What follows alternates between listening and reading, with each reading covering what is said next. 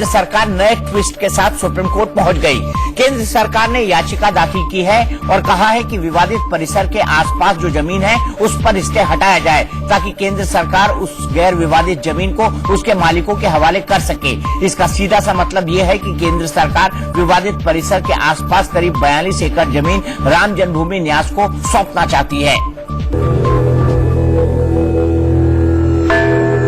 हरि अनंत हरि कथा अनंता, कहीं ही सुनही बहुविधि सब संता।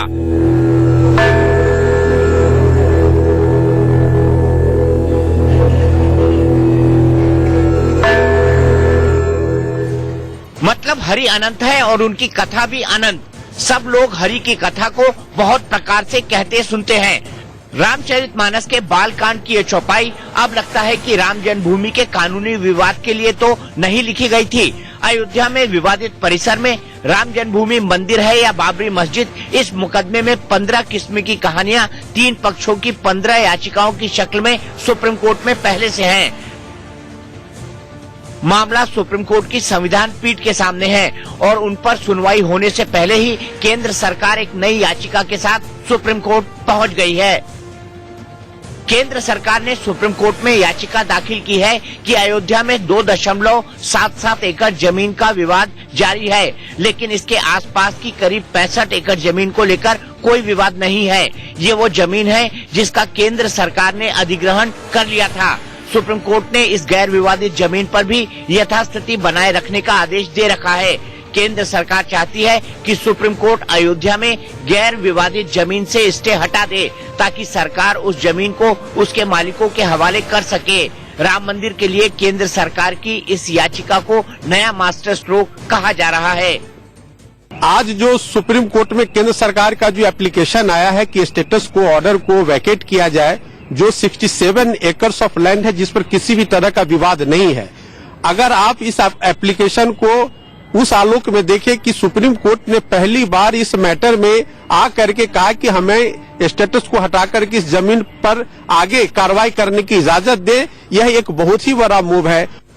केंद्र सरकार की याचिका अभी सुप्रीम कोर्ट में मंजूर नहीं हुई है, फिर भी राम मंदिर के पैरोकारों को लग रहा है कि अब रामलला का मंदिर बनाने का रास्ता साफ होने में देर नहीं है। स्वागत योग्य है।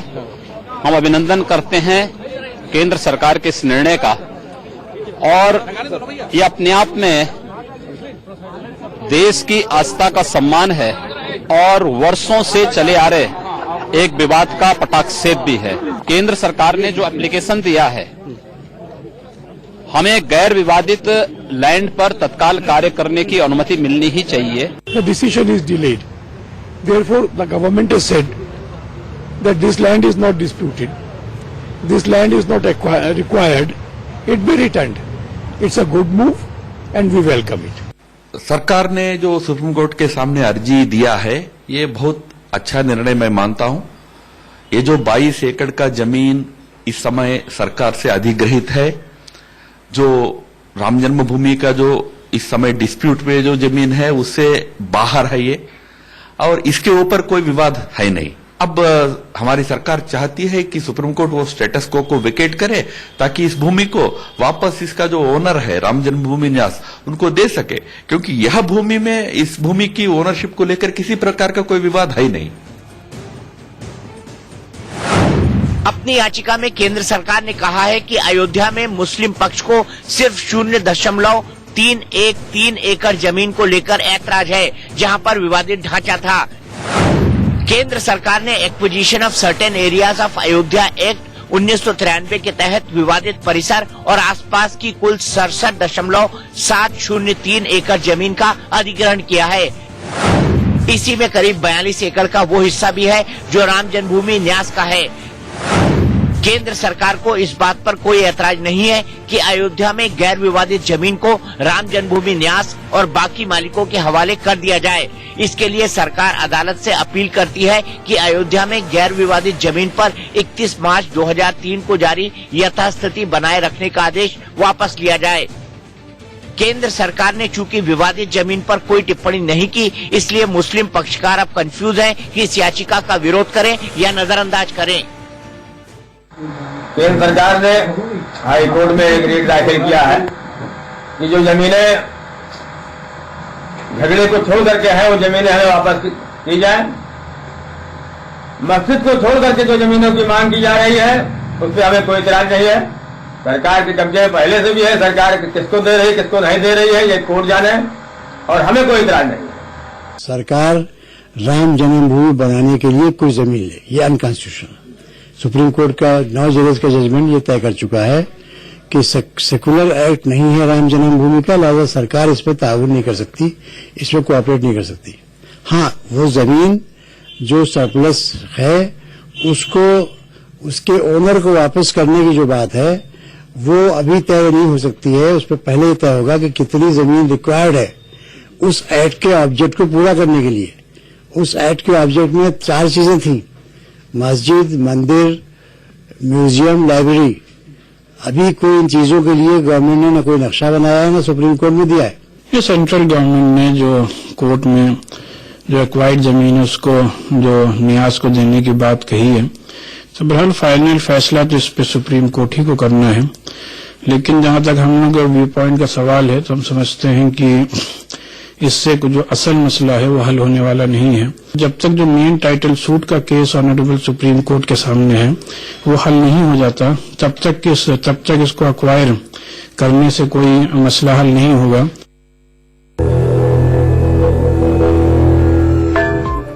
अयोध्या विवाद में अब तक सिर्फ 3 पक्ष मुकदमा लड़ रहे थे: सुन्नी वक्फ बोर्ड, निर्मोही अखाड़ा और रामलला विराजमान की ओर से हिंदू महासभा। विश्व हिंदू परिषद के राम जन्मभूमि न्यास का कहीं दूर दूर तक नाम नहीं था।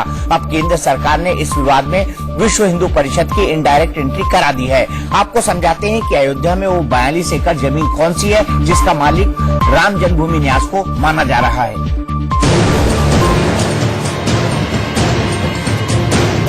केंद्र सरकार चाहती है कि अयोध्या में विवादित 2.77 एकड़ के अलावा जिस जमीन का केंद्र सरकार ने अधिग्रहण किया है वो राम जन्मभूमि न्यास और बाकी भूस्वामियों को सौंप दी जाए। केंद्र सरकार ने एक बार फिर वही दांव खेला है जो यूपी में 1992 में कल्याण सिंह सरकार ने आजमाया था। अयोध्या विवाद में राम जन्मभूमि न्यास की भूमिका और उसके भूस्वामी होने की कहानी 1986 में शुरू हुई। 1986 में फैजाबाद के जिला जज ने विवादित परिसर का ताला खोलने और हिंदुओं को पूजा करने की इजाजत दी। यूपी में तब कांग्रेस की सरकार थी जिसके मुख्यमंत्री वीर बहादुर सिंह थे। केंद्र की राजीव गांधी सरकार ने अयोध्या में राम मंदिर का शिलान्यास करने की पूरी तैयारी कर ली थी। राम मंदिर के शिलान्यास के लिए ही वीर बहादुर सिंह की सरकार ने विवादित परिसर के आसपास 65 एकड़ जमीन का अधिग्रहण कर लिया। मामला हाईकोर्ट में गया तो 14 अगस्त 1989 को इलाहाबाद हाईकोर्ट ने अयोध्या में विवादित परिसर पर यथास्थिति कायम रखने का आदेश दे दिया।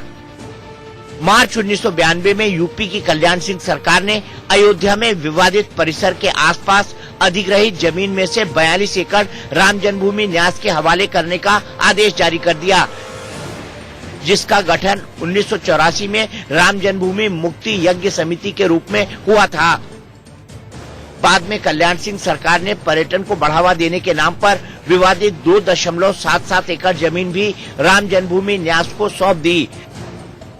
कल्याण सिंह सरकार ने विवादित जमीन का अधिग्रहण अक्टूबर 1991 में किया था और तब हाईकोर्ट ने कहा था कि सरकार विवादित जमीन का निपटारा होने तक कोई पक्का निर्माण नहीं करेगी। सरकार विवादित जमीन का निपटारा होने तक कोई पक्का निर्माण नहीं करेगी।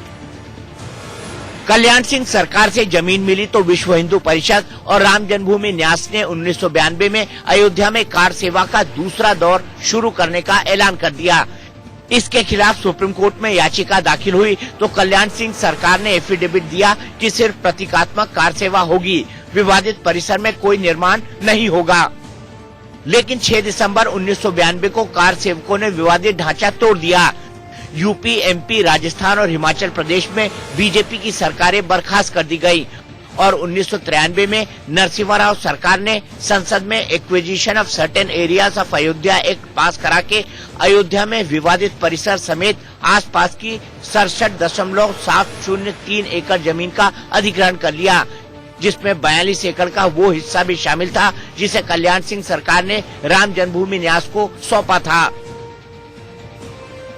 अयोध्या में जमीन अधिग्रहण कानून को सुप्रीम कोर्ट में इस्माइल फारूकी ने चुनौती दी। तब ये संवैधानिक सवाल उठाया गया कि क्या धर्मनिरपेक्ष भारत की सरकार धार्मिक उद्देश्यों के लिए जमीन का अधिग्रहण कर सकती है। इस पर केंद्र सरकार ने सुप्रीम कोर्ट में एफिडेविट दाखिल करके बताया कि अयोध्या में जमीन अधिग्रहण सिर्फ शांति व्यवस्था बहाल रखने के लिए है। केंद्र सरकार इस जमीन की सिर्फ देखरेख करेगी। विवादित जमीन का अंतिम फैसला जिसके हक में जाएगा, अधिग्रहित जमीन उसे सौंप दी जाएगी। सुप्रीम कोर्ट की संविधान पीठ ने तब 3-2 के बहुमत से फैसला सुनाया और अयोध्या जमीन अधिग्रहण कानून को जायज ठहराया। अयोध्या में विवादित परिसर और आसपास की जमीन पर यथास्थिति बहाल रखने का मामला बाद में फिर कोर्ट पहुंचा। 2002 में हिंदू संगठनों ने विवादित परिसर में पूजा पाठ करने की इजाजत मांगी, जिसे सुप्रीम कोर्ट ने खारिज कर दिया। 2002 में असलम उर्फ भूरे ने सुप्रीम कोर्ट में याचिका दाखिल करके विवादित परिसर में भूमि पूजन पर रोक लगाने की मांग की थी। 31 मार्च 2002 को संविधान पीठ ने असलम उर्फ भूरे की याचिका पर फैसला सुनाते हुए कहा था कि विवादित जमीन के मालिकाना हक का फैसला होने तक विवादित परिसर में किसी भी तरह का धार्मिक आयोजन नहीं हो सकता। सुप्रीम कोर्ट ने तब ये कहा था कि गैर विवादित जमीन भी विवादित जमीन के साथ ही जुड़ी हुई है। अगर गैर विवादित जमीन किसी पक्ष को आवंटित की गई तो इसमें जटिलताएं पैदा होंगी, इसीलिए पूरे 67 एकड़ परिसर में यथास्थिति बहाल रखी जाए। अब केंद्र सरकार की दलील है कि सुप्रीम कोर्ट ने 2003 के अपने आदेश में इलाहाबाद हाईकोर्ट का फैसला आने तक यथास्थिति बहाल रखने की बात कही थी। इलाहाबाद हाईकोर्ट का फैसला 30 सितंबर 2010 को आ चुका है। चूंकि विवादित 2.77 एकड़ जमीन के अलावा बाकी हिस्से पर किसी पक्ष का दावा नहीं है, इसलिए अदालत 2003 का यथास्थिति कायम रखने का आदेश वापस ले, ताकि केंद्र सरकार गैर विवादित जमीन उसके मालिकों के हवाले कर सके। केंद्र सरकार की नजर में राम जन्मभूमि न्यास भी 42 एकड़ का मालिक है, क्योंकि यूपी की सरकार ने 42 एकड़ न्यास को देने का आदेश 1992 में ही जारी कर दिया था। अब तक लोगों को यही पता था कि अयोध्या में विवादित जमीन 2.77 एकड़ है, जिस पर 3 पक्षों ने दावा ठोक रखा है। केंद्र सरकार ने अपनी याचिका में विवादित जमीन का रकबा 1/3 से भी कम बता दिया है। सरकार का दावा है कि विवाद सिर्फ 0.313 एकड़ जमीन का है, जिस पर मुस्लिम पक्ष दावा जताता रहा है। इलाहाबाद हाईकोर्ट ने 2010 के अपने फैसले में विवादित जमीन का 3 हिस्सों में बराबर बंटवारा किया था। इस हिसाब से रामलला विराजमान, निर्मोही अखाड़ा और मुस्लिम पक्ष का हिस्सा करीब 0.92 एकड़ से कुछ ज्यादा होता है। फिर सरकार क्यों कह रही है कि विवादित जमीन सिर्फ 0.313 एकड़ ही है? सरकार की इस गुगली का एंगल भी समझ लीजिए। केंद्र सरकार की दलील है कि मुस्लिम पक्ष ने सिर्फ विवादित जमीन के उसी हिस्से पर दावा ठोका है जहां 6 दिसंबर 1992 से पहले विवादित ढांचा खड़ा था। बाकी हिस्से पर 2 दावेदार हैं, निर्मोही अखाड़ा और रामलला विराजमान। शायद सरकार ये मान रही है कि बाकी दोनों दावेदार हिंदू ही हैं, इसलिए विवाद सिर्फ मुस्लिम पक्ष के दावे को लेकर है। हालांकि मुकदमेबाजी दोनों हिंदू पक्षों के बीच भी लंबे समय से चल रही है। रामलला विराजमान की ओर से हिंदू महासभा से जुड़े लोगों ने जिस हिस्से पर दावा ठोक रखा है वो राम जन्मभूमि कहा जाता है, जहां रामलला की मूर्तियां रखी हैं। निर्मोही अखाड़े का दावा है कि राम जन्म स्थान पर नियमित पूजा पाठ अखाड़े के लोग ही करते रहे हैं, इसलिए राम जन्म स्थान पर निर्मोही अखाड़े का हक है। दोनों पक्षों के दावे को मानते हुए ही इलाहाबाद हाईकोर्ट ने राम चबूतरा और हनुमान स्थान वाला 1/3 हिस्सा रामलला विराजमान के हवाले किया था, जबकि सीता रसोई वाला 1/3 हिस्सा निर्मोही अखाड़े को दिया था। दोनों ही पक्ष इस बंटवारे से नाखुश थे, क्योंकि वो पूरे विवादित परिसर पर अपना दावा मानते हैं। इसीलिए दोनों पक्षों ने हाईकोर्ट के फैसले को सुप्रीम कोर्ट में चुनौती दी थी। अब सरकार ने सिर्फ कथित बाबरी मस्जिद वाले हिस्से को ही विवादित माना है, जो निर्मोही अखाड़े को मंजूर नहीं। निर्मोही अखाड़े के वकील ने इंडिया न्यूज से खास बातचीत में आरोप लगाया कि केंद्र सरकार की याचिका पूरी तरह राजनीति से प्रेरित है। हमारे साथ निर्मोही अखाड़े के वकील रंजीत लाल वर्मा जी हैं, जिन्होंने हाईकोर्ट में भी इस मुकदमे को लड़ा है। सर, केंद्र सरकार ने सुप्रीम कोर्ट में एक आज अर्जी दाखिल की और केंद्र सरकार ये कह रही है कि जो जमीन गैर विवादित है उस जमीन को उनके वास्तविक जो मालिक हैं उनको दे दिया जाए। सुप्रीम कोर्ट से केंद्र सरकार ने इजाजत मांगी है, इसको आप कैसे देखते हैं? देखिए, अभी तो एप्लीकेशन हम लोग कॉपी मिली नहीं है। केंद्र सरकार ये कह रही है कि राम जन्मभूमि न्यास के जो 42 एकड़ जो जमीन है उसे एक्वायर किया गया है। राम जन्मभूमि न्यास जो है वो अपनी 42 एकड़ जमीन वापस मांग रही है। राम जन्मभूमि न्यास को 42 एकड़ जमीन जो दिया गया होगा वो किसी लीज के तहत दिया गया होगा, वो एक्वायर हो चुका है। अब उसकी लड़ाई राम जन्मभूमि न्यास पर निर्मोही अखाड़े ने डिस्ट्रिक्ट कोर्ट में मुकदमा कायम किया जो अभी पेंडिंग है कि न्यास जो है गलत है और जमीन नहीं दी जा सकती किसी को, वो तो एक अलग मैटर है। लेकिन 42 एकड़ है कहाँ ये? इसके माने ये एकदम पूरब में राम गुलेला मंदिर है, अमाओ मंदिर, उसके पीछे की जमीन राम कुबेर टीले तक है, तो ये तो अलग मैटर हो गया। लेकिन जो हमारा कंसर्न है, निर्मोही अखाड़े के सामने जितने मंदिर थे हमारे, उसको अगर एंटी स्टेटस को दे तब तो हम लोग सोचे एक बार कि ठीक है चलो। नहीं, निर्मोही अखाड़े की कितनी जमीन होगी? करीब 5 एकड़ हमारे सामने है, डिस्ट्रीब्यूटर के सामने सैन है, उसके ऊपर मंदिर बना हुआ है, सुमित्रा भवन के मंदिर ऊंचे बना हुआ था, उसमें 2 एकड़ जमीन थी, करीब 5 एकड़ जमीन पड़ जाएगी। तो सर आप लोगों ने कोई अपनी ऐसी एप्लीकेशन केंद्र सरकार के सामने दी जैसे राम जन्मभूमि न्यास ने दी कि हमारी 42 एकड़ है, आपने कभी 5 एकड़ की डिमांड की कि अब हमें वो 5 एकड़ जमीन वापस कीजिए? पूरा एक्विजिशन चैलेंज किया था हम लोगों ने, निर्मोही अखाड़े ने एक्विजिशन पूरा चैलेंज किया था, उसी पर वर्डिक्ट आया है। उस वर्डिक्ट 5 जजों को मान्यता हम लोग दे रहे हैं। Misuse of process of the law नहीं होना चाहिए, अगर कानून है तो ठीक है, नहीं है तो नहीं है। अब ये लोग क्या कर रहे हैं, हाइड एंड सीक के गेम खेल रहे हैं। चलिए, निर्मोही अखाड़े के वकील हमारे साथ हैं जिनका साफ तौर पे कहना है कि फिलहाल केंद्र सरकार की इस अर्जी के बाद जो ओरिजिनल जो सूट है और राम मंदिर है उसमें फिलहाल कोर्ट के फैसले आने में देरी हो सकती है। कैमरामैन पवन के साथ आशीष सिन्हा, इंडिया न्यूज, दिल्ली। अयोध्या में गैर विवादित जमीन को लेकर केंद्र सरकार की याचिका ने चुनावी साल में राम मंदिर मुद्दे पर फिर से खलबली मचा दी है।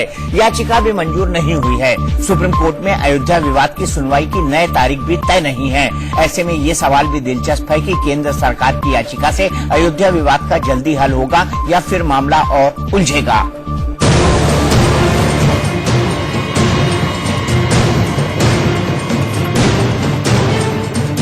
राम मंदिर मुद्दे पर मोदी सरकार अब पार्टी बनकर सुप्रीम कोर्ट में है। अयोध्या की गैर विवादित जमीन को राम जन्मभूमि न्यास के हवाले करने की याचिका दाखिल हो चुकी है। केंद्र सरकार की इस याचिका पर कानून के जानकारों की राय भी अयोध्या विवाद जैसी ही है। कोई इसे राम मंदिर की दिशा में बड़ा कदम बता रहा है तो कोई कह रहा है कि केंद्र सरकार की दलीलों में न तो कुछ नया है और न ही कोई दम। देखिए, ये बिल्कुल ही बेसलेस दरखास्त है। इस एप्लीकेशन के जरिए पॉलिटिक्स को कोर्ट रूम में लाना चाहते हैं। 96 में इन्होंने दरखास्त डाली थी सेंट्रल गवर्नमेंट को, सेंट्रल गवर्नमेंट ने उसको तब रिजेक्ट कर दिया।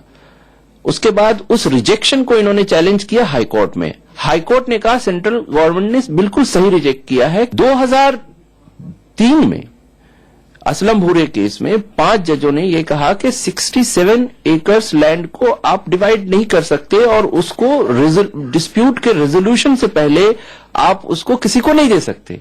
जाहिर है पॉलिटिकली मोटिवेटेड है ये, तो इसके सामने कोई चारा नहीं था सेंट्रल गवर्नमेंट के। ये एप्लीकेशन देकर वो 31 जनवरी को जो धर्म संसद बैठने वाली है उसको थोड़ा सा मिटिगेट शांत कर दें, इसीलिए वो दिया है।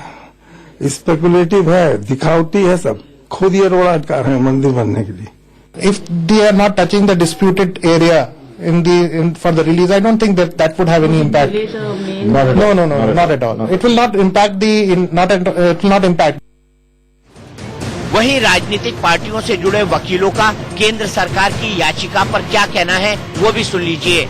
ये जो एप्लीकेशन लगाई है केंद्र सरकार ने, उसके ऊपर नोटिस हो सकता है, और अगर अदालत नोटिस इश्यू कर देती है तो फिर जब तक दोनों पार्टीज में रजामंदी नहीं होगी तो ये इसके ऊपर ऑर्डर पास करना संभव नहीं होगा। कि सरकार की नीयत में खोट नजर आती है साफ साफ। ये फिर एक छलावा है। आप बताएं कि जिस तरह से ये कोई ऑल्टरनेट अरेंजमेंट वो अभी सोच रहे हैं, तो ये इन्होंने 4 साल पहले क्यों नहीं सोचा?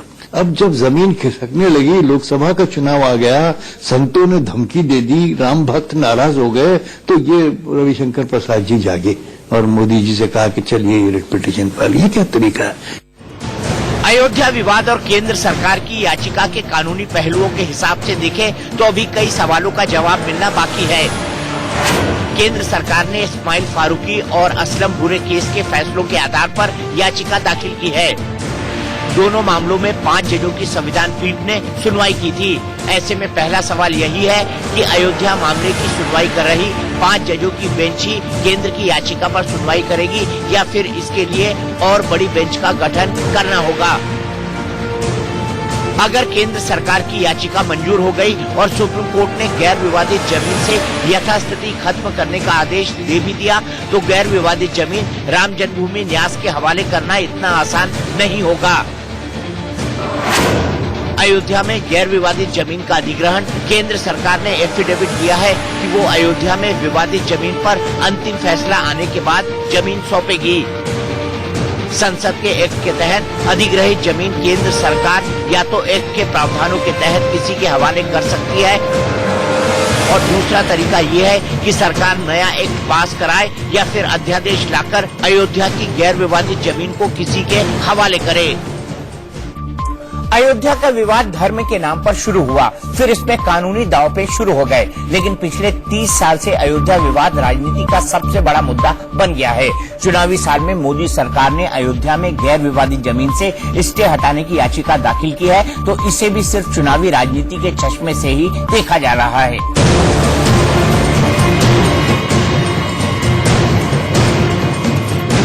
अयोध्या में गैर विवादित जमीन केंद्र सरकार राम जन्मभूमि न्यास को सौंपना चाहती है। केंद्र सरकार की सुप्रीम कोर्ट में याचिका पर जहां राम भक्त और साधु संतों में उम्मीद की किरण जगी है, वहीं राजनीतिक दलों को लगता है कि केंद्र सरकार ने राम मंदिर के नाम पर चुनावी चाल चली है। केंद्र सरकार ये जानते हुए, उनके कानून मंत्री भी हैं, ये जानते हुए कि कोई भी ऐसी दरखास्त जो किसी धर्म को धार्मिक स्थल बनाने के लिए दी जाए, उसमें सरकार किसी भी तरह से इन्वॉल्व नहीं हो सकती। उसकी इजाजत हमारा संविधान नहीं देता। कोई मंदिर, कोई मस्जिद, कोई गुरुद्वारा, कोई चर्च सरकार नहीं बनवा सकती। तो ये दरखास्त लगाना ही लोगों को छलना है, धोखा देना है। लोगों के साथ बहुत खिलवाड़ हो रहा है। कांग्रेस पार्टी का हमेशा से पक्ष रहा है और मत रहा है कि supreme court highest decision making authority है, सारे पक्ष की सुनवाई वहां पर हो रही है, तो हम भी इंतजार करेंगे सुप्रीम कोर्ट के फैसले का और उसी के आधार पर जो भी सरकार की जिम्मेदारी होगी, हम उम्मीद करते हैं अपना कर्तव्य का पालन करके उसको निभाएगी। ये तो आप मैं समझता हूं कि गुमराह करने के लिए ये पिटीशन उन्होंने लागू किया है कि यह जो जमीन बाधित नहीं है वो हमको दे दो। ये तो एक नौटंकी है जो सरकार बजा रही है। राम मंदिर बना नहीं सकती, इसलिए नौटंकी कर रही है। हालांकि सत्ता में बैठे बीजेपी नेताओं का कहना है कि केंद्र सरकार ने अयोध्या विवाद में संविधान और कानून के दायरे में रहते हुए लोगों की आस्था का सम्मान किया है, इसलिए केंद्र की याचिका पर राजनीति करना ठीक नहीं है। आज सरकार ने एक बहुत अहम फैसला लिया है कि जो विवादित भूमि नहीं है, अविवादित है 67 एकर्स में, वो भूमि ओरिजिनल मालिक जो है उनको वापस किया जाए ताकि वो अपना जो काम है वो कर सकेंगे। तो उसमें राम जन्मभूमि न्यास की 42 एकड़ जमीन है। मुझे लगता है ये एक बड़ा फैसला सरकार ने लिया है। आज एक सरकार का ये सराहनीय कदम है। मैं समझता हूं लंबे समय से जो एक मांग अटकी हुई थी, आज जो 67 एकड़ भूमि जो निर्विवादित भूमि है उस पर काम शुरू होगा और एक भव्य राम मंदिर का निर्माण अयोध्या में होगा, इसमें कोई दो राय नहीं। अयोध्या में भव्य श्री राम मंदिर का निर्माण होगा और इसके लिए सरकार जो भी कर सकती है कानून के दायरे में रखकर काम कर रही है। आप देखेंगे कि इसका परिणाम शीघ्र सार्थक सामने आएगा और भव्य राम मंदिर बनेगा। देश के पूर्व रक्षा मंत्री जॉर्ज फर्नांडिस का आज निधन हो गया। जॉर्ज लंबे समय से बीमार चल रहे थे। बुधवार को उनका अंतिम संस्कार किया जाएगा।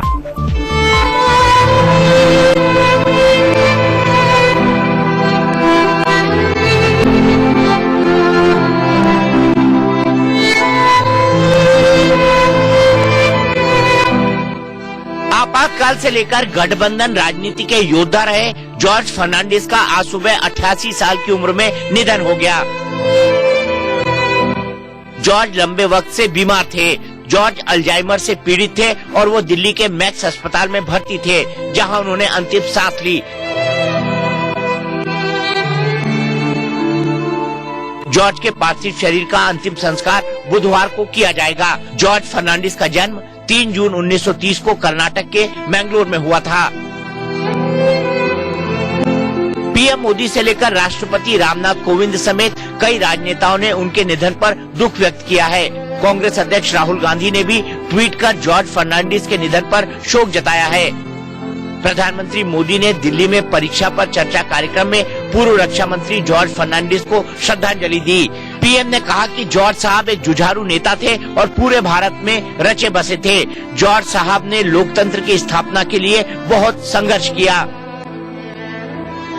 हमारे देश के पूर्व रक्षा मंत्री श्रीमान जॉर्ज फर्नांडिस, उनका निधन हो गया। मैं आदरपूर्वक जॉर्ज साहब को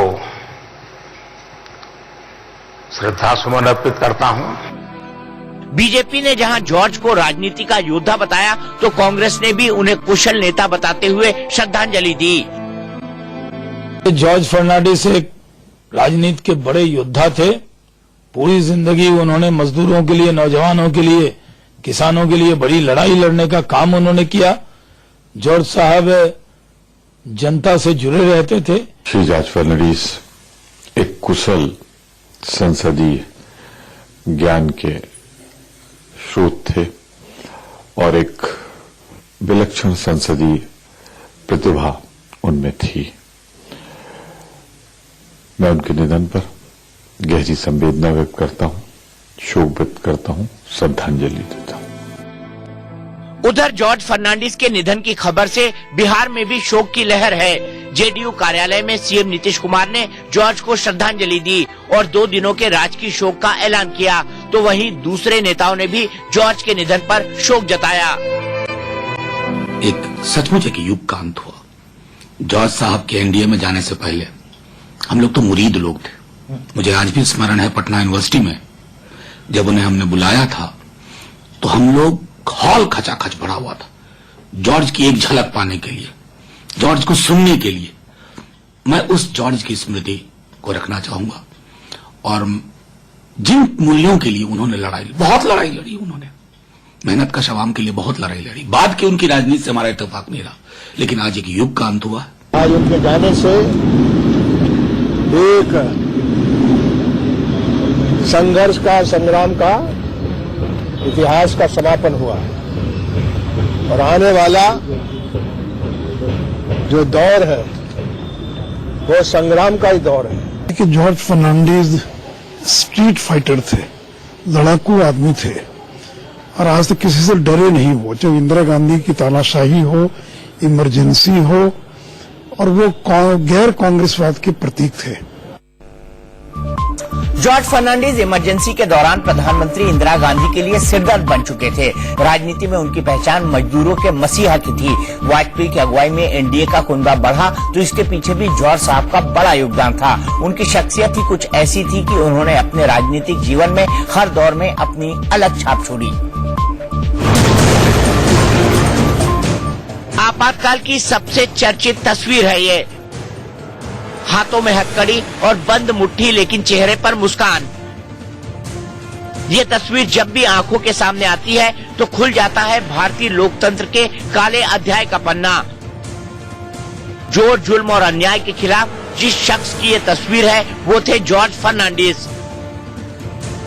इसलिए सामाजिक न्याय और मंडल आयोग और आरक्षण की जब हम लोग बात करते हैं एक तरफ और उसके ऊपर हल्ला बोल करने का काम दूसरे और लोग करते हैं, तो ये सबको बोलना बहुत जरूरी है और सबने समझना बहुत जरूरी है कि सामाजिक न्याय के सिक्के का दूसरी बाजू है आर्थिक न्याय। जेपी आंदोलन से पहले ही एक मजदूर नेता और पत्रकार जॉर्ज फर्नांडिस को पूरे भारत में लोगों ने तब जाना जब उनकी एक आवाज पर 1974 में देश भर के रेलवे कर्मचारी, जिनकी संख्या करीब 15 लाख थी, वो हड़ताल पर चले गए। रेलवे के इतिहास में ये पहली और आखिरी बार हुआ और उस वक्त George Fernandes railway federation men's के अध्यक्ष भी थे। तत्कालीन प्रधानमंत्री इंदिरा गांधी ने जून 1975 में देश में इमरजेंसी का ऐलान किया तो जॉर्ज फर्नांडिस इंदिरा हटाओ आंदोलन के नायक बनकर उभरे। लाठी गोली सेंट्रल जेल जालिमों का अंतिम खेल, इस नारे को अपनी जुबां पर रखने वाले जॉर्ज फर्नांडिस को बहुचर्चित बड़ौदा डायनामाइट केस में अभियुक्त बनाकर गिरफ्तार कर लिया गया था। इमरजेंसी हटने के बाद जेल में रहते हुए जॉर्ज फर्नांडिस ने बिहार के मुजफ्फरपुर से चुनाव लड़ा और 3 लाख से ज्यादा वोटों से जीत दर्ज की। केंद्र में मोरारजी देसाई के नेतृत्व में सरकार बनी। जॉर्ज नहीं चाहते हुए भी जयप्रकाश नारायण और आचार्य कृपलानी के दबाव में इस सरकार में शामिल हुए। अपने साथियों के बीच जॉर्ज और कार्यकर्ताओं के बीच जॉर्ज साहब के नाम से मशहूर जॉर्ज फर्नांडिस मोरारजी देसाई के मंत्रिमंडल में संचार मंत्री बने। उसके कुछ महीने बाद उन्हें उद्योग मंत्री बना दिया गया। उद्योग मंत्री रहते हुए जॉर्ज ने कोका कोला कंपनी को भारत से बाहर करने का फैसला किया ताकि भारतीय पेय पदार्थों को बाजार में जगह मिल सके। जनता पार्टी और उसके बाद जनता दल के कई टुकड़ों में बंट जाने के बाद और आरजेडी अध्यक्ष लालू यादव से टकराव के बाद जॉर्ज फर्नांडिस ने 1994 में समता पार्टी का गठन किया। समता पार्टी ने बिहार की सत्ता में बैठे लालू यादव को बेदखल करने के आह्वान के साथ 1995 में भारतीय जनता पार्टी के साथ चुनावी गठबंधन किया। देश में दूसरी और तीसरी बार जब अटल बिहारी वाजपेयी के प्रधानमंत्री काल में एनडीए की सरकार बनी तो जॉर्ज फर्नांडिस को रक्षा मंत्री बनाया गया। पोखरण में परमाणु परीक्षण के दौरान भी जॉर्ज फर्नांडिस देश के रक्षा मंत्री थे। इसके साथ ही वो एनडीए के संयोजक भी थे। जब 24 दलों के एनडीए में कोई भी दल रूठता तो उसे मनाने का जिम्मा भी जॉर्ज को ही दिया जाता। जॉर्ज फर्नांडिस अगर राजनीति में नहीं होते तो वो मैंगलोर के एक चर्च में पादरी होते। जॉर्ज फर्नांडिस का जन्म 3 जून 1930 में मैंगलोर के एक कैथोलिक परिवार में हुआ। जॉर्ज फर्नांडिस को चर्च की जिंदगी रास नहीं आई और मुंबई चले आए और ट्रेड यूनियन के सबसे बड़े नेता बन गए। साल 1967 में संयुक्त सोशलिस्ट पार्टी ने ट्रेड यूनियन नेता जॉर्ज फर्नांडिस को कांग्रेस के कद्दावर नेता सदाशिव कान्होजी राव पाटिल के खिलाफ मुंबई में लोकसभा चुनाव में उतारने का फैसला किया। हर किसी ने यही कहा कि पाटिल के सामने जॉर्ज के राजनीतिक सफर का यही कत्लेआम हो जाएगा, लेकिन जॉर्ज फर्नांडिस लंबी रेस का घोड़ा साबित हुए। जॉर्ज फर्नांडिस की एक आवाज पर मुंबई का जनजीवन ठप हो जाता था। जॉर्ज ने इसके बाद कभी पीछे मुड़कर नहीं देखा। लोकसभा चुनाव को लेकर बीजेपी पूरे दमखम से जुटी है। आज बीजेपी अध्यक्ष अमित शाह ने पश्चिम बंगाल के मिदनापुर और ओडिशा के कटक में रैली की। मिदनापुर में शाह ने ममता सरकार पर जमकर प्रहार किया और कहा कि बंगाल में लोकतंत्र नहीं है। मंच से गरजते हुए अमित शाह ने पूछा कि बंगाल में बीजेपी के कार्यकर्ताओं की हत्या क्यों होती है, उनका गुनाह क्या है। बंगाल में ममता सिंडिकेट चला रही है और जनता परिवर्तन के मूड में है।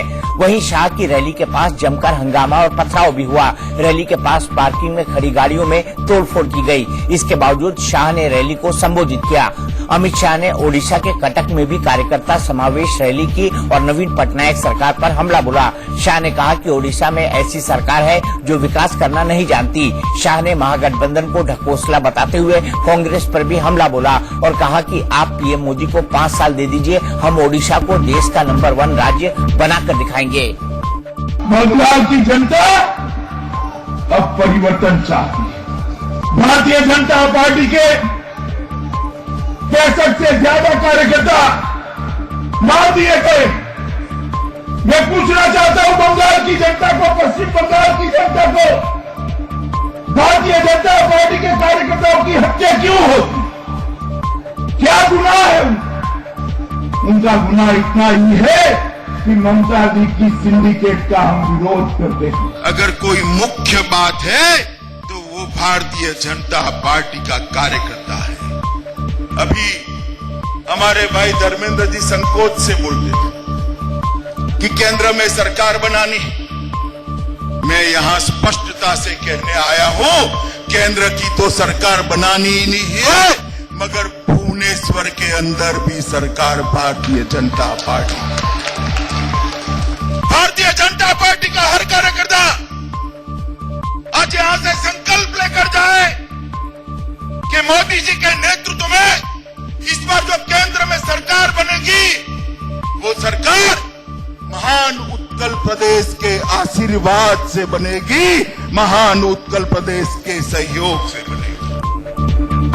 कांग्रेस ने प्रियंका गांधी पर 2019 लोकसभा चुनाव से पहले बड़ा दांव खेला तो अब यूपी और एमपी के बाद पंजाब से भी प्रियंका को चुनाव लड़ाने की मांग उठ रही है। कांग्रेस कार्यकर्ताओं ने पंजाब के फिरोजपुर लोकसभा सीट से प्रियंका गांधी को चुनाव लड़ाने की मांग की है। इसके लिए कांग्रेस कमेटी ने सर्वसम्मति से एक प्रस्ताव पास किया है, जिसमें प्रियंका गांधी को फिरोजपुर लोकसभा सीट से चुनाव लड़ने के लिए अनुरोध किया गया है। फिरोजपुर कांग्रेस कमेटी की ओर से विधायक परमिंदर सिंह पिंकी ने कहा कि कांग्रेस के तमाम नेताओं ने सर्वसम्मति से प्रस्ताव पास करके यूपी चेयरपर्सन सोनिया गांधी और कांग्रेस अध्यक्ष राहुल गांधी को भेज दिया है। अब प्रियंका गांधी को तय करना है कि उन्हें चुनाव कहां से लड़ना है, लेकिन कांग्रेस कार्यकर्ता चाहते हैं कि वो फिरोजपुर से चुनाव लड़ें। आज फिरोजपुर कांग्रेस कमेटी ने एक मता डाला है सर्वसम्मति से कि श्रीमती प्रियंका गांधी जी को फिरोजपुर से इलेक्शन लड़ाना चाहिए। ये जो मता है हम अपने कांग्रेस प्रेसिडेंट श्री राहुल गांधी जी के पास भेज देंगे और श्रीमती सोनिया गांधी जी के पास भेज देंगे। ये श्री प्रियंका गांधी जी बताएंगे कि उन्होंने कहां से इलेक्शन लड़ना है। नहले पे दहला में फिलहाल एक ब्रेक, लेकिन ब्रेक के बाद भी रफ्तार और विस्तार से खबरों का सिलसिला लगातार जारी है।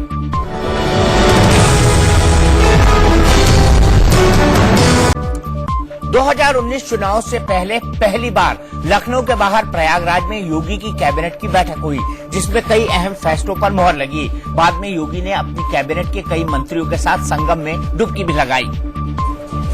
प्रयागराज की धरती पर कुंभ मेले में योगी सरकार की ऐतिहासिक कैबिनेट मीटिंग हुई। कैबिनेट मीटिंग से पहले सीएम योगी आदित्यनाथ ने प्रयागराज पहुंचकर हनुमान की पूजा अर्चना की। इसके बाद अक्षय वट और सरस्वती कूप के भी दर्शन किए।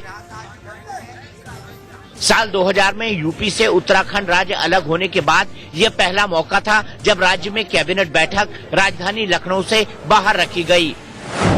योगी कैबिनेट ने प्रयागराज की कनेक्टिविटी बढ़ाने के लिए बड़ी सौगात दी और 600 किलोमीटर लंबे गंगा एक्सप्रेसवे समेत कई अहम फैसले लिए। जिन प्रस्तावों पर योगी कैबिनेट की मोहर लगी, उसके मुताबिक उत्तर प्रदेश के पश्चिमी हिस्सों को गंगा एक्सप्रेसवे से जोड़ा जाएगा। इसकी दूरी 600 किलोमीटर होगी, जो कि 6,656 हेक्टेयर में बनेगा। इसके लिए गंगा एक्सप्रेसवे पर 36,000 करोड़ रुपए का खर्च आएगा। यह एक्सप्रेसवे 4 लेन का होगा। बाद में इसे 6 लेन तक किए जाने की उम्मीद है। ये मेरठ, अमरोहा, बुलंदशहर, बदायूं, रायबरेली, प्रतापगढ़ से प्रयागराज को जोड़ेगा। इसके साथ ही बुंदेलखंड एक्सप्रेसवे पर भी कैबिनेट की मोहर लगी। यह एक्सप्रेसवे 296 किलोमीटर लंबा होगा। इसकी अनुमानित लागत 8,864 करोड़ रुपए आंकी गई है। इसके लिए 3,000 हेक्टेयर जमीन का अधिग्रहण होगा। वहीं 5,551 करोड़ की लागत से पूर्वांचल एक्सप्रेसवे तैयार किया जाएगा। SGPGI को एम्स की तर्ज पर विकसित किया जाएगा, जिससे मरीजों को एम्स जैसी सुविधाएं मिलेंगी। वहीं किसानों की आय को दोगुना करने के लिए भी फैसला लिया गया है। प्रयागराज कुंभ में साधु संतों ने भी योगी कैबिनेट की बैठक के फैसले का स्वागत किया। इस बैठक के लिए प्रयागराज मेला प्रशासन ने जोरों की तैयारियां की थी। कड़ी सुरक्षा व्यवस्था के बीच योगी सरकार के सभी मंत्रियों ने इस बैठक में हिस्सा लिया, लेकिन मंत्री ओम प्रकाश राजभर ने कैबिनेट की बैठक से दूरी बनाई रखी। दरअसल राजभर ने योगी सरकार को 24 फरवरी तक उनकी मांगे पूरी नहीं होने का अल्टीमेटम दिया है। बार बार कहने के बाद भी, कैबिनेट में चर्चा करने के बाद भी वो बिल नहीं आ रहा है। गरीब सवर्ण के लिए 48 घंटे के अंदर कैबिनेट से स्वीकृति हो जाती है। न कोई आयोग गठित हुआ, न कोई जांच हुई, न कोई कमेटी हुई। अपने मन बैठा बना करके और आपने प्रस्ताव पास कर दिया। तो फिर पिछड़ी जाति में जो गरीब हैं, दलितों में जो गरीब हैं, उनके लिए आप बिल क्यों नहीं ले आते हो? उनका जो रिपोर्ट मंगाए उसको लागू क्यों नहीं करते हो? उस प्रस्ताव को आप कैबिनेट में ले आने में क्यों भाग रहे हो?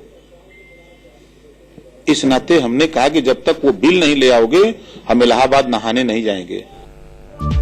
बोर्ड परीक्षा स्कूली बच्चों के सर पर है, लिहाजा पीएम मोदी ने आज देश दुनिया के उन छात्रों को सफलता का मूल मंत्र दिया जो बोर्ड परीक्षा में बैठने की तैयारी कर रहे हैं। पीएम की क्लास में बच्चे ही नहीं, उनके अभिभावकों ने गजब का उत्साह देखने को मिला।